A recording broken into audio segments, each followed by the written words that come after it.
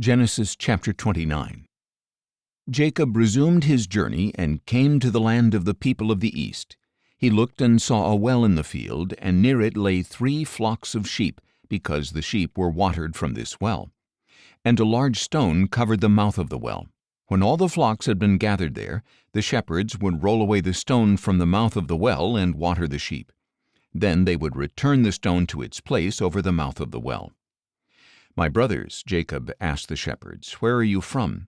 "We are from Haran," they answered. "Do you know Laban, the grandson of Nahor?" Jacob asked. "We know him," they replied. "Is he well?" Jacob inquired. "Yes," they answered, "and here comes his daughter Rachel with his sheep." "Look," said Jacob, "it is still broad daylight. It is not yet time to gather the livestock. Water the sheep and take them back to pasture." But they replied, "We cannot until all the flocks have been gathered and the stone has been rolled away from the mouth of the well. Then we will water the sheep." While he was still speaking with them, Rachel arrived with her father's sheep, for she was a shepherdess.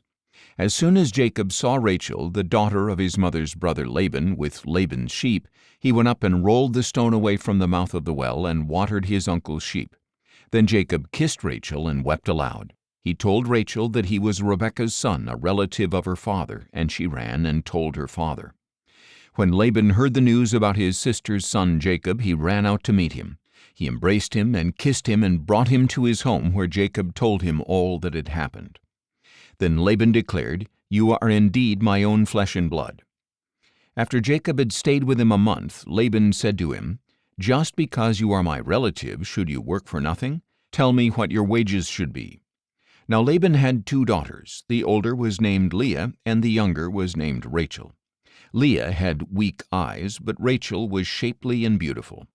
Since Jacob loved Rachel, he answered, "I will serve you 7 years for your younger daughter Rachel."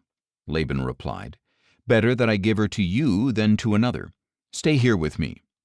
So Jacob served 7 years for Rachel, yet it seemed but a few days because of his love for her. Finally Jacob said to Laban, "Grant me my wife, for my time is complete and I want to sleep with her."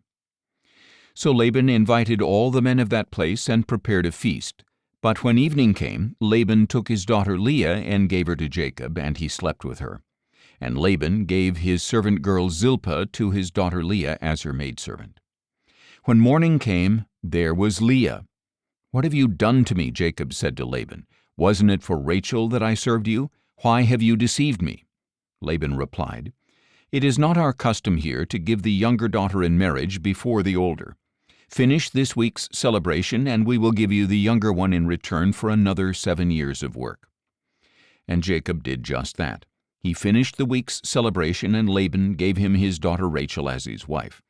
Laban also gave his servant girl Bilhah to his daughter Rachel as her maidservant.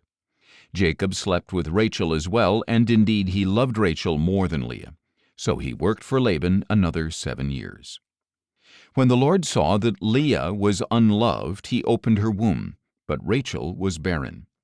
And Leah conceived and gave birth to a son, and she named him Reuben, for she said, "The Lord has seen my affliction. Surely my husband will love me now." Again she conceived and gave birth to a son, and she said, "Because the Lord has heard that I am unloved, he has given me this son as well." So she named him Simeon. Once again Leah conceived and gave birth to a son, and she said, "Now at last my husband will become attached to me, because I have borne him 3 sons." So he was named Levi. And once more she conceived and gave birth to a son, and said, "This time I will praise the Lord." So she named him Judah. Then Leah stopped having children.